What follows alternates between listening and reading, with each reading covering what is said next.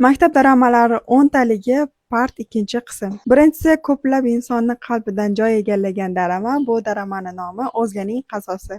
Ikkinchisi mafiya o'yinini talqinida olingan drama. Bu dramaning nomi Tun kirganda.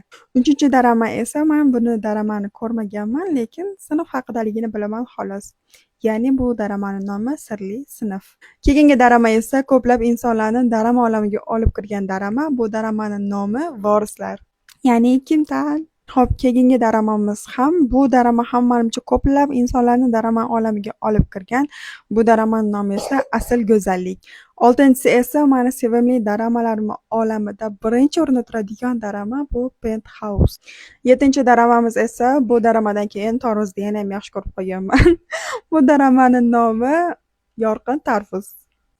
8-chi dramamiz ham hit darajasida ko'rildi. Bu dramaning nomi Kyonu va Pari. 9-si esa yuqori maktab qahramonlari.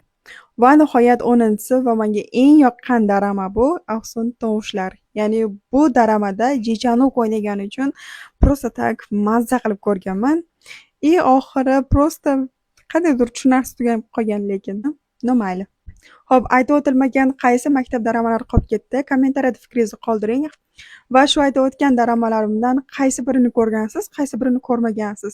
Fikringizni kommentariyada kutaman. Agar video yoqqan bo'lsa, like bosib, menga obuna bo'lishni unutmang. Agar part 1-qismini ko'rmagan bo'lsangiz, video ustiga bosing, primoy o'tib ketasiz.